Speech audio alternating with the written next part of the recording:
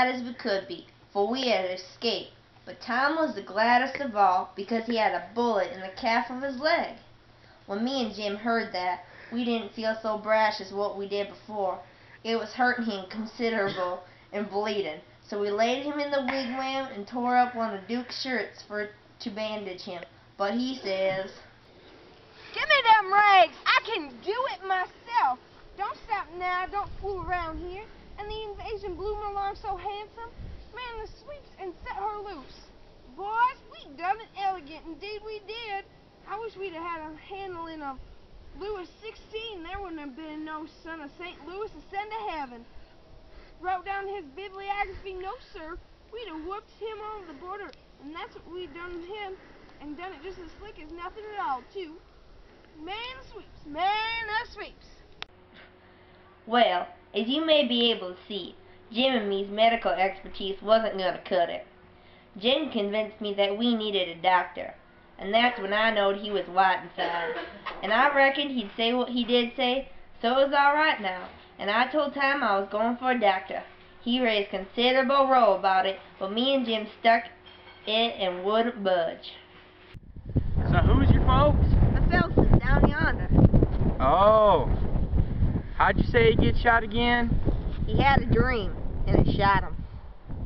Oh, a singular dream. Oh, you needn't be afraid, sir. She carried it to the three of us. The three of who? Why, me and Sid and the guns. That's what I meant. Oh, okay. Well, Doc got to his doing and fixed Tom up real nice.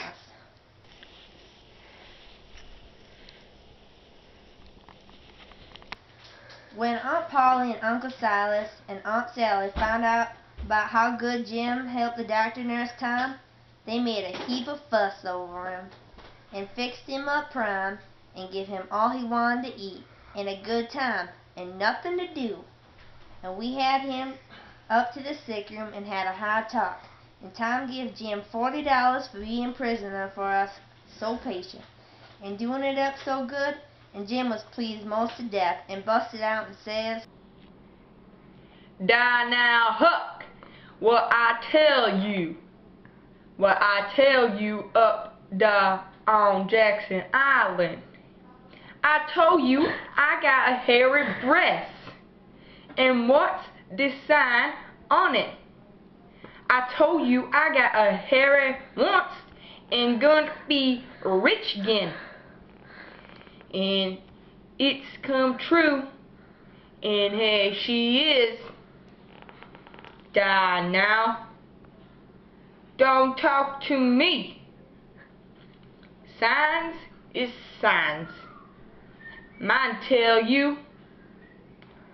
And I know just as well that I was going to be rich again. As I standing, hey, there's some in it." Tom's most well now, and got his bullet around his neck on a watch guard for a watch, and has always seen what time it is. And so there ain't nothing more to write about, and I'm right and glad of it, because if I'd have known what a trouble it was to make a book, I wouldn't have tackled it, and it ain't going to no more. But I reckon I got to light out for the territory ahead of me of the rest, because Aunt Sally, she's gonna adopt me and civilize me, and I can't stand it. I've been there before.